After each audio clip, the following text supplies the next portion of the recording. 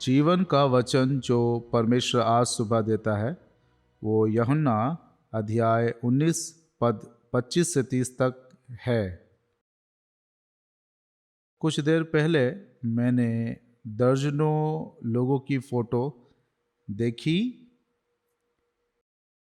वह बहुत प्रभावशाली था। एक काली और सफ़ेद फोटो और बीच में कुछ ही लोग रंग में थे।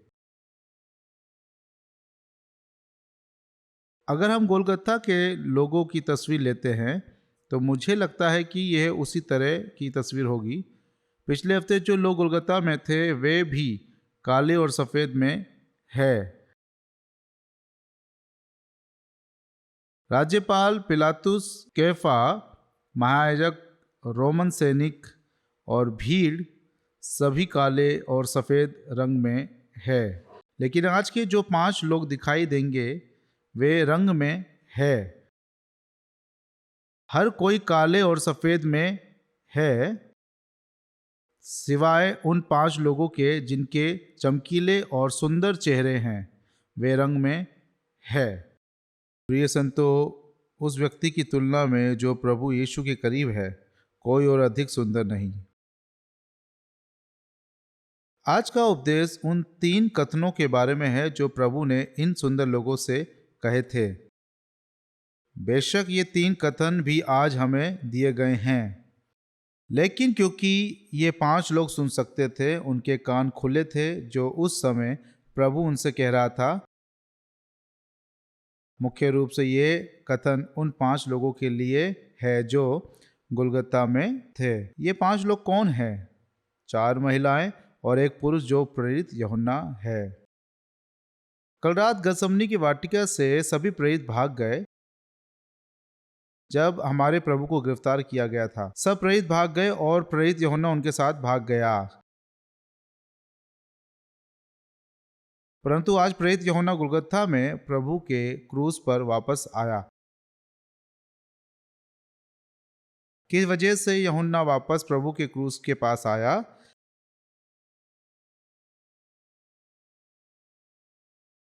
प्रेम की सामर्थ्य से। प्रेरित यूहन्ना को गुमनाम रूप से संदर्भित करते हुए बाइबल हमेशा कहती है वे शिष्य जिससे यीशु प्रेम करता था। प्रेरित यूहन्ना प्रभु से इतना प्रेम करता था और प्रभु विशेष रूप से प्रेरित यूहन्ना से भी प्रेम करता था। इसलिए प्रेरित यूहन्ना को अक्सर प्रेम का प्रेरित कहा जाता है। 4 स्त्रियां यीशु की माता मरियम, उसकी मौसी क्लोपास की पत्नी मरियम और मरियम मगदलिनी थी। ये सभी गलीली महिलाएं हैं। पहला कथन जो प्रभु ने क्रूस पर से इन सुंदर लोगों से कहा था वे है, नारी देख तेरा पुत्र।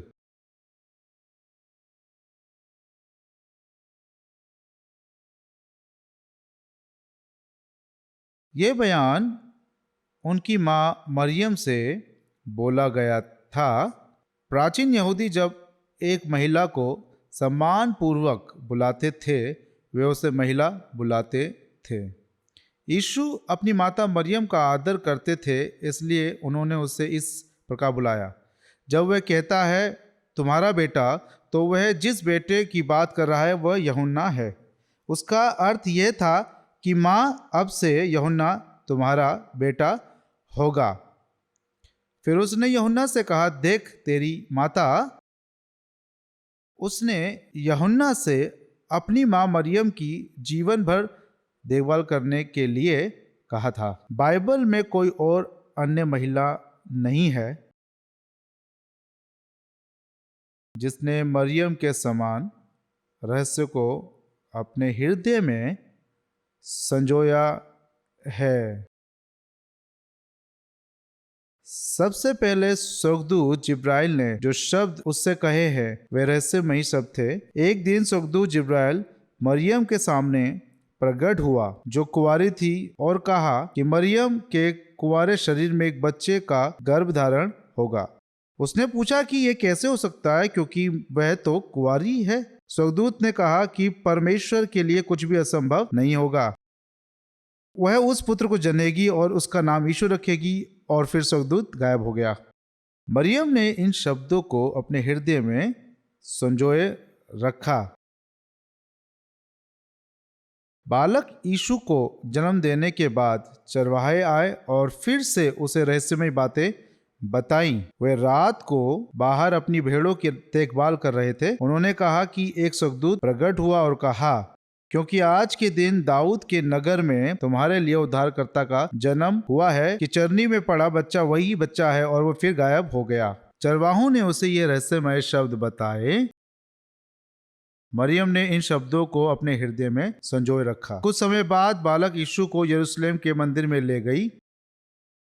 एक बूढ़े आदमी सिमशोन ने भी उसे रहस्यमय बातें बताई। उसने उससे कुछ बातें बताई। उसमें से मरियम के हृदय पर सबसे गहरे उकेर शब्द निम्नलिखित थे, और तलवार तेरे प्राण को भेदेगी, जिससे बहुतों के मन के विचार प्रकट हो जाएंगे। जब ये बच्चा बड़ा होगा तो लोग अपने दिल की सारी गंदगी की बातें उस बच्चे पर डाल देंगे। उस समय यह आपकी आत्मा को चुभने वाली तलवार की तरह चोट पहुंचाएगा। इसका यही मतलब है। उस समय इसका अर्थ समझना कठिन था, परंतु मरियम ने इन शब्दों को अपने हृदय में संजोए रखा था। जब यीशु 12 वर्ष का था, बालक यीशु भी मरियम के दिल को रहस्यमय बातें बताता था। बालक यीशु अपने माता पिता के साथ फसह के पर्व के लिए यरूशलेम के मंदिर में गया। फसह पूरा हो जाने के बाद वे घर लौट रहे थे और यरीहो पहुंचे। उन्होंने पीछे मुड़कर देखा, यह सोचकर कि लड़का यीशु उनके पीछे आ रहा है, लेकिन उसे नहीं पाया। वे शीघ्र ही यरूशलेम के मंदिर में लौट आए। लड़का यीशु शिक्षकों के संग था और उनके साथ गंभीर बातचीत कर रहा था।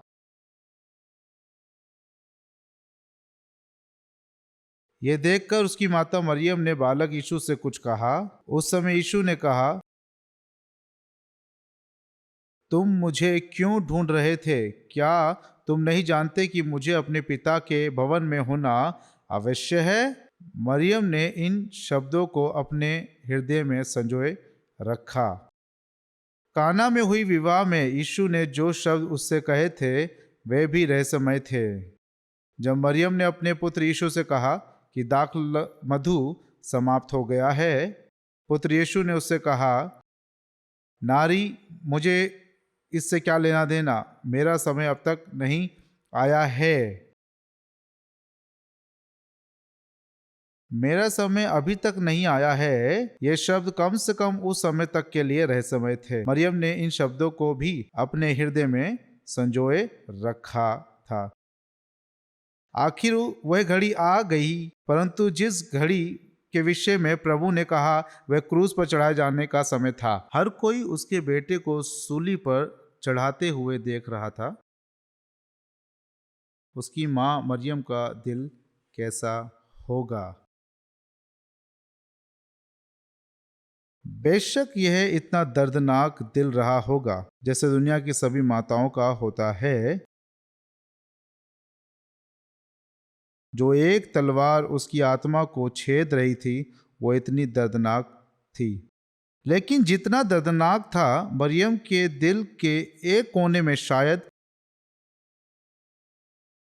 दूसरी माताओं से कुछ अलग था। जैसे 30 वर्षों से उसने रहस्यमयी शब्दों को अपने हृदय में संजोए रखा था। शायद उसने यीशु से आखिरी पल तक कुछ उम्मीद की होगी। जैसे जब दाखरस खत्म हो गया तो ऐसा लगा कि अंतिम क्षण में भी मरियम को अपने पुत्र यीशु से कुछ उम्मीद थी। खासकर जैसे बूढ़े सिमोन ने कहा, मरियम को कुछ ऐसी ही उम्मीद थी। तो प्रभु ने जो कहा वह निराशाजनक शब्द था, नारी, देख तेरा बेटा। अब से यूहन्ना तुम्हारा पुत्र होगा। माँ, निश्चित रूप से ऐसा लगता है कि यीशु ने यही कहा, नारी, आप अपने दिल में कीमती रहस्य शब्दों के बारे में सोच रही हैं, लेकिन मैं तुम्हारे बाकी के जीवन के बारे में सोच रहा हूँ।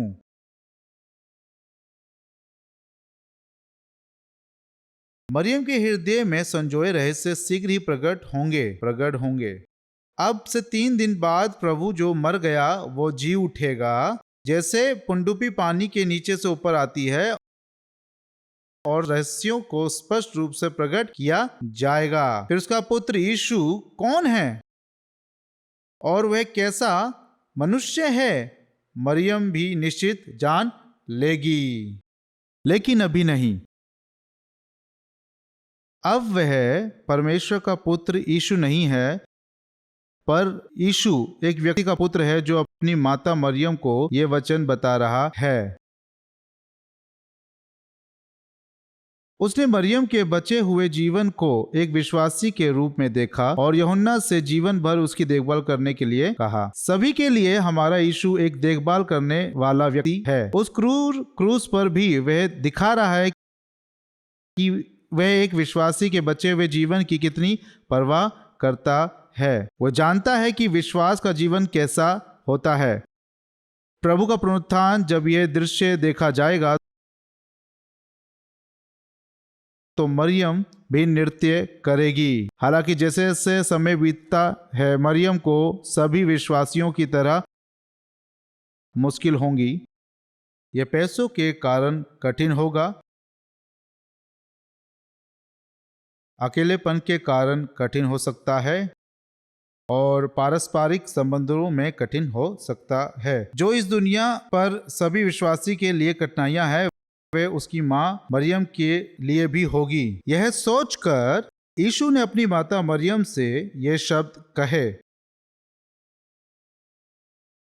सभी, यहाँ तक कि एक जीवित आशा हमारे सामने हो तो भी विश्वास का एक कभी ना बदलने वाला जीवन शुरू से अंत तक होना आसान नहीं है। यदि सभी कल स्वर्ग जाएं और हम आज 3 बार का भोजन ना करें तो हम भूखे रह जाएंगे। यह हमारी वास्तविकता है। हमारे लिए जो इस तरह है, आज प्रभु दिखाता है कि वह कितना परवाह करता है। यह कितना सुकून देने वाला उत्साहजनक है। प्रिय संतो, यदि आप तन्हा हैं, कठिन समय व्यतीत कर रहे हैं और प्रेरणा की कमी है, तो प्रभु को खोजो। मुझे आशा है कि आप प्रभु को खोजेंगे और उसे ईमानदारी से बताएंगे कि आप कैसा महसूस करते हैं। मुझे विश्वास है कि हमारा दयालु प्रभु आपको दिलासा देगा और प्रोत्साहित करेगा। दूसरा कथन उन लोगों के लिए है जो प्यासे हैं। आइए हम पद 28 को देखें। इसके बाद यीशु ने यह जानकर कि अब समय पूरा हो चुका, इसलिए कि पवित्र शास्त्र की बात पूरी हो, कहा, मैं प्यासा हूं। इज़राइल में पानी के अर्थ की तुलना यहाँ संयुक्त राष्ट्र अमेरिका की तुलना से बहुत अलग है। अब्राहम और इसहाक के समय में कुओं को लेकर युद्ध लड़े गए थे। जल जीवन रेखा था। बाइबल कई जगहों पर कहती है कि जल देने वाला परमेश्वर है। बहुत समय पहले परमेश्वर ने भविष्यवक्ता यशायाह के द्वारा इस प्रकार कहा था, देखो मैं एक नई बात करता हूँ, वह अभी प्रकट होगी, क्या तुम उससे अनजान रहोगे? मैं जंगल में एक मार्ग बताऊंगा और निर्जल देश में नदियां बहाऊंगा। गीदड़ और शतुरमुर्ग आदि जंगली जंतु मेरी महिमा करेंगे, क्योंकि मैं अपनी चुनी हुई प्रजा के पीने के लिए जंगल में जल और निर्जल देश में नदियां बहाऊंगा। इसका मतलब है कि परमेश्वर ही है जो पानी देता है। यीशु ने सामरी स्त्री से इस प्रकार कहा, जो कोई ये जल पिएगा वह फिर प्यासा होगा, परंतु जो कोई उस जल में से पिएगा जो मैं उसे दूंगा वह फिर अनंत काल तक प्यासा ना होगा। वह जो जल मैं उसे दूंगा वह उसमें एक सोता बन जाएगा और अनंत जीवन के लिए उमड़ता रहेगा। परमेश्वर ही है जो पानी देता है। जब यीशु ने यह कहा तो उसका मतलब यह था कि यीशु ही परमेश्वर है।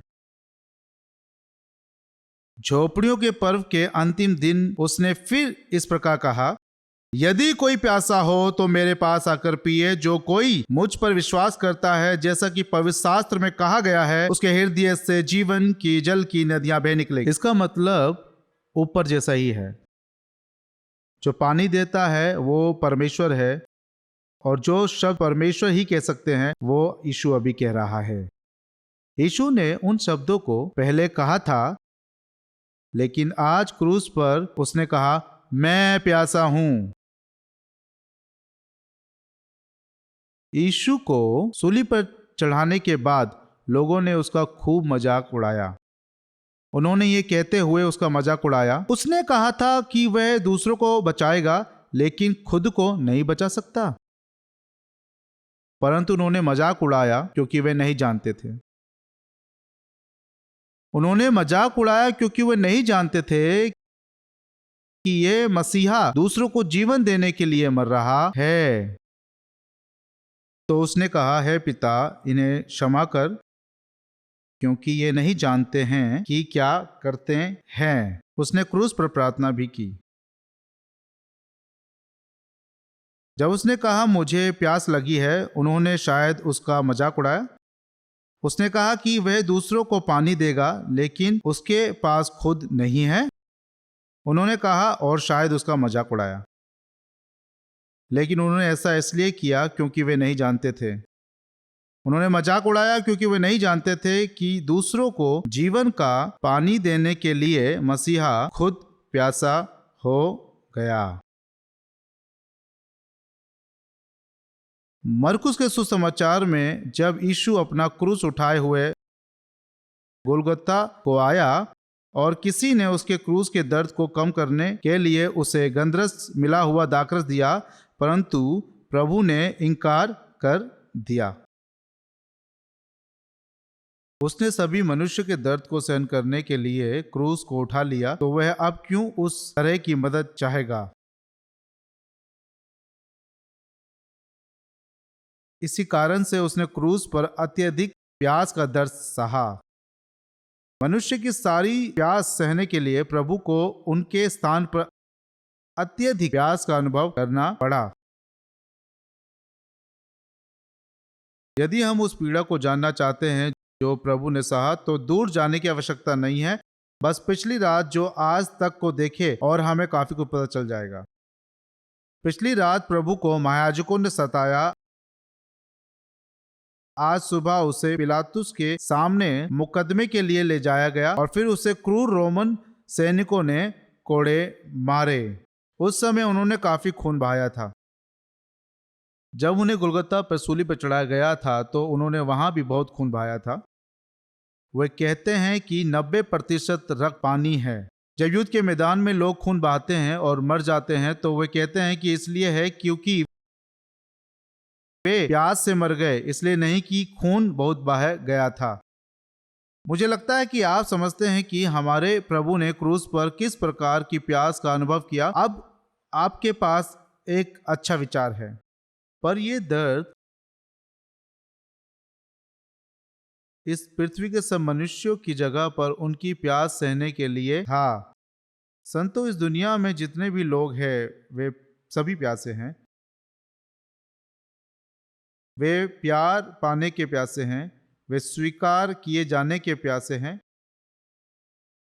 इन सब प्यासों की पीड़ा सहने के लिए सब लोगों का स्थान लिया और कहा, मैं प्यासा हूं।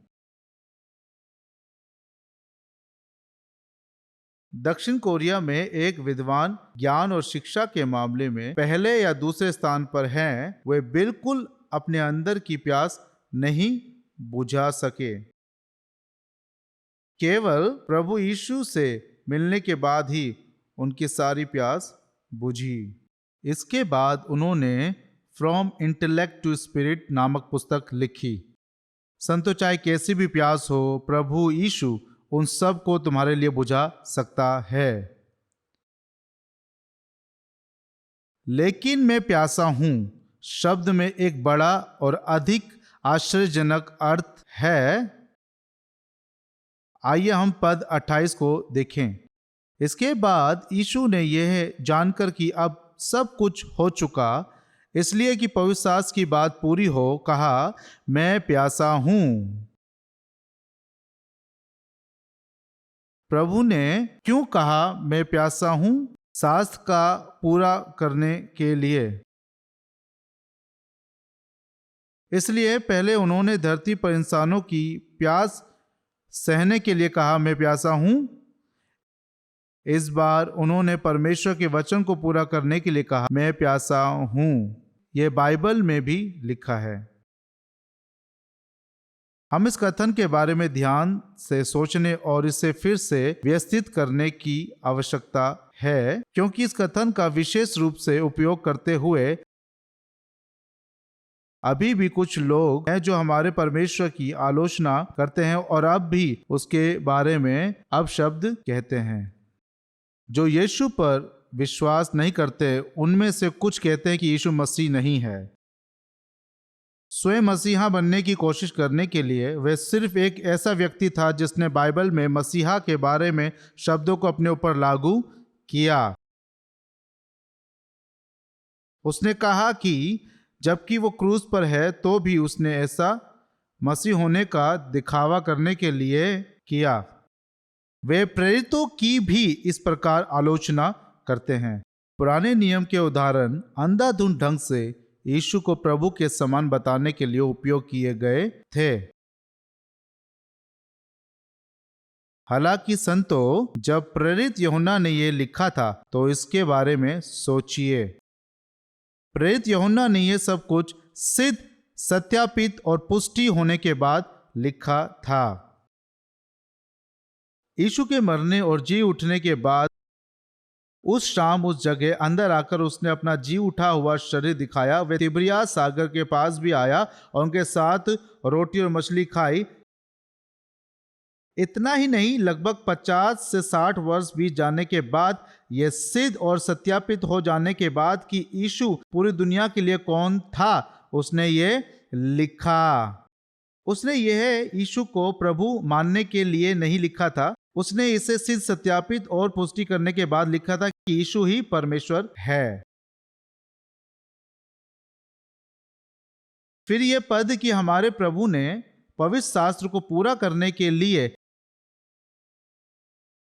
मैं प्यासा हूं कहा, इस वचन को हम कैसे समझे? इसका अर्थ क्या है? सबसे पहले इसका मतलब है कि उस समय हमारे प्रभु का मन वास्तव में स्पष्ट था। यह बेहद दर्दनाक स्थिति थी, लेकिन उसका मन भ्रमित नहीं था, यह स्पष्ट था। दूसरा इसका मतलब है कि उसने प्रत्येक भविष्यवाणी के शब्द को अपने बारे में देखा। उसने देखा कि एक अभी भी बाकी है। भजन संहिता 69 में भविष्यवाणी का वचन अभी भी बाकी है। लोगों ने मेरे खाने के लिए विष दिया और मेरी प्यास बुझाने के लिए मुझे सिरका पिलाया। यह वचन अभी भी पूरा होना बाकी था। इसलिए इस पवित्र शास्त्र को पूरा करने के लिए प्रभु चिल्लाया, मैं प्यासा हूं, ताकि सभी लोग उसे समझ सके। उसे तेज आवाज से चिल्लाना थी क्योंकि कोई उसे सिरका दे और भजन संहिता 69 की इस भविष्यवाणी का वचन पूरा हो सके। तीसरा इसका अर्थ है कि प्रभु ने लगातार पहल की। गतसमनी के बगीचे में जब सैनिक प्रभु को पकड़ने आए तो वह आप ही निकल आया था। प्रभु ने स्वयं को आगे बढ़ाया। उन्होंने उसे गिरफ्तार नहीं किया। हमारे प्रभु ने खुद को गिरफ्तार करने की अनुमति दी। जब वह क्रूस उठाए हुए नगर के फाटक के बाहर आया तो वह अपनी इच्छा से बाहर आया। आज के पाठ में पद 30 कोरियन भाषा में कहा जाता है कि उसकी आत्मा ने उसे छोड़ दिया। मूल अर्थ में यह पद कहता है कि उसने अपनी आत्मा को छोड़ दिया। प्रभु ने कहा उसे देने व लेने का अधिकार है। प्रभु ने स्वयं उद्धार के कार्य को नेतृत्व किया और सक्रियता से पहल की। ऐसे ही हमारे प्रभु ने इस सारे काम में पहल की। प्रभु ने हमें बचाने के लिए उद्धार के इस कार्य में सक्रिय रूप से पहल की। यह महत्वपूर्ण है कि आप जानते हैं कि प्रभु ने पहल की, क्योंकि प्रभु ने हमारे उद्धार में पहल की थी। उन्होंने शुरू से ही नेतृत्व किया, इसलिए वे परिणामों की जिम्मेदारी भी ले सकता है। इसका मतलब है कि वह हमें बचाने वाला प्रभु नहीं है, बल्कि कहता है कि वह नहीं जानता कि हम स्वर्ग में जाएंगे या नहीं। कृपया विश्वास करें कि जिसने काम शुरू किया है वह अंत के लिए भी जिम्मेदार होगा। चौथा, यह दुनिया आज हमें एक व्यवहारिक सबक सिखाती है कि प्रभु ने सक्रिय रूप से पवित्र शास्त्र को पूरा करने की पहल की। यह हमें सिखाता है कि हमें भी ऐसा ही करने की आवश्यकता है। क्या हमारे यीशु ने इसे ऐसे ही नहीं रखा? वचन ने यीशु से वादा किया और उसके बारे में भविष्यवाणी की। यीशु ने उन्हें अथक रूप से रखा, हमें भी उन्हें रखना चाहिए। परमेश्वर ने हमें जो वचन दिए हैं उसका अर्थ है कि हमें भी उन्हें अपने हृदय में सुरक्षित रखना चाहिए। उसने कहा, और देखो मैं युग के अंत तक सदा तुम्हारे संग हूं। संतो, हमें इन वचनों को अपने हृदय में सुरक्षित रखना चाहिए। मेरा मतलब है कि आप इसे अपना कहें और इसे अपने दिल में रखें। यीशु ने उनसे कहा, पुनरुत्थान और जीवन में ही हूँ। जो कोई मुझ पर विश्वास करता है वह मर भी जाए तो भी जिएगा, और जो कोई जीवित है और मुझ पर विश्वास करता है वह अनंत काल तक ना मरेगा। यदि उसने ये कहा है तो आपको इन वचनों को अपने हृदय में अपने समान रखना चाहिए। हमारा यीशु हमारा उद्धार करता है और साथ ही वह हमारा उदाहरण है, हमारा आदर्श है। विश्वास के जीवन में हम सभी के लिए एक उदाहरण बनने को उसने अथक रूप से इन शब्दों को अपने हृदय में सुरक्षित रखा। अंत में तीसरा कथन जो प्रभु ने क्रूस पर बोला था वह संसार की सभी आत्माओं के लिए एक कथन है। आइए हम पद 30 को पढ़ें। जब यीशु ने वह सिरका लिया तो कहा, पूरा हुआ, और सिर झुकाकर प्राण त्याग दिया। आइए हम फिर से प्राचीन काल में महायाजक द्वारा चढ़ाए गए पाप बलि के बारे में सोचें। पाप बलि चढ़ाने के बाद महायाजक ने पशु के गंदे मल को लिया और डेरे के बाहर जाकर उसे जला दिया। उसी तरह हमारे प्रभु ने छावनी के बाहर क्रूस को ढोया और पाप बलि चढ़ाई। प्राचीन महायाजकों ने जितने पाप बलि चढ़ाए वे सब एक छाया थे। सच्चा बलिदान आज है जब हमारे परमेश्वर ने गोलगोथा में अपने स्वयं के शरीर को जीवित बलिदान के रूप में अर्पित किया। एक नियम को जो परमेश्वर ने मनुष्य के पापों को क्षमा करने में दिया है, और बिना लहू बहाए पापों की क्षमा नहीं होती। अगर मुझे जीवन प्राप्त करना है तो इसका मतलब है कि मेरे स्थान पर किसी को मेरे लिए मरना होगा। लहू बहाने से ही पापों की क्षमा मिलती है। हमारे परमेश्वर ने इसे शुरू से ही निर्धारित किया था। आदम के समय से ही बलिदान का खून बहाने का कार्य जारी है। आदम के समय से एक जानवर पकड़ा जाता, मारा जाता और खून बहाया जाता, फिर चमड़े से उसकी लज्जा को ढाका गया। यह मनुष्य के लिए पापों की क्षमा का पहला बलिदान था। हर एक के पापों की क्षमा इस प्रकार दी गई। इसके बाद निर्गमन के दौरान एक मेमना पकड़ा गया, उसका खून घर के दरवाजों पर लगाया गया, तब पूरे परिवार को पापों की क्षमा मिली। परिवार के पापों की क्षमा इस प्रकार दी जाती थी।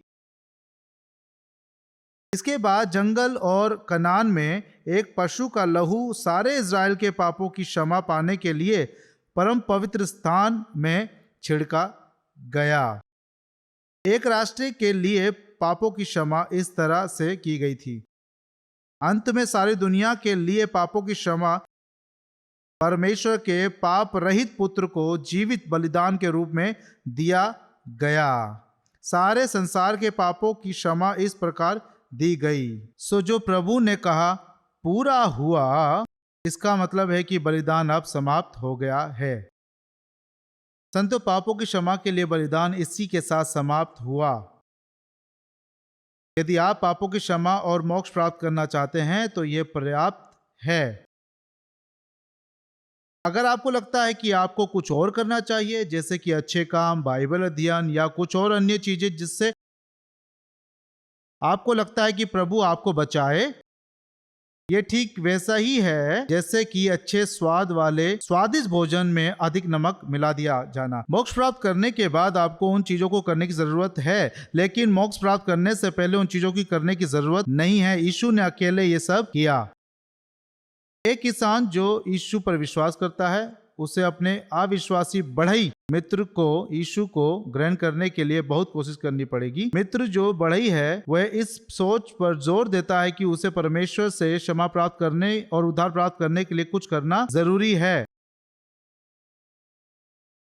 एक दिन किसान बहुत सोचने के बाद उसने अपने बढ़ई मित्र से एक दरवाजा बनाने को कहा। जब दरवाजा तैयार हुआ तब किसान ने दरवाजा उठाया और कहा, मैं दरवाजा लगा देता हूं, तुम बाद में आना और ये देखना कि मैंने उसे किस तरीके से लगाया है। जब बढ़ई किसान के घर आया और दरवाजा देखा, वह हैरान हुआ। किसान ने दरवाजे में छेद कर दिए। वह अब बर्बाद और बेकार हो गया था। बढ़ई चिल्लाया, ओ, ये दरवाजा एकदम सही था, मैंने इसे पूरी तरह से बनाया है। तब किसान मित्र ने मुस्कुराते हुए कहा, हाँ, मुझे पता है कि आपने इसे अच्छी तरह से बनाया है, कि यह परिपूर्ण दरवाजा था। आप मोक्ष प्राप्त करने के लिए कुछ करने की कोशिश कर रहे थे, ये वैसा ही है। यीशु ने ये सब कर दिया। अगर आपको लगता है कि आपको कुछ और करना चाहिए तो ये वैसा ही होगा जैसा मैंने इस दरवाजे के साथ किया है, क्योंकि यीशु ने यह सब कर दिया है। यह पर्याप्त और परिपूर्ण है। अंत में किसान के बात का अर्थ समझते हुए बढ़ई ने भी यीशु पर विश्वास किया और एक नया व्यक्ति बन गया। संतों, क्योंकि हम अपने आप को नहीं बचा सकते, परमेश्वर ने अपने ही पुत्र को हमारे बीच भेजा। मोक्ष के लिए जो कुछ आवश्यक था, परमेश्वर ने इससे इसलिए तैयार किया ताकि उसका पुत्र ये सब करे। पुत्र के सब करने के बाद पुत्र अब हमें केवल उस कार्य पर विश्वास करने के लिए कहता है जो उसने किया था। परंतु जितनों ने उसे ग्रहण किया, उसने उन्हें परमेश्वर की संतान होने का अधिकार दिया, अर्थात उन्हें जो उसके नाम पर विश्वास रखते हैं। वे ना तो लहू से, ना शरीर की इच्छा से, ना मनुष्य की इच्छा से, परंतु परमेश्वर से उत्पन्न हुए हैं। परंतु जितनों ने उसे ग्रहण किया और उन्हें जो उसके नाम पर विश्वास करते थे, उन सबों को उसने परमेश्वर की संतान होने का अधिकार दिया। परमेश्वर की संतान बनने का अधिकार, ये कैसा अधिकार है? परमेश्वर को हमारे पिता के रूप में ग्रहण करते हुए जीने का अधिकार। यह उनके लिए जो पृथ्वी पर परमेश्वर के साथ अपने पिता के रूप में रहते हैं, एक विशेष अधिकार है, विशेष कृपा है, और स्वर्ग में उनके दिल में हमेशा शांति होगी। यीशु पर विश्वास करो और शांति से जियो। मैं आपके लिए यीशु के नाम से प्रार्थना करता हूँ और आशीष देता हूँ।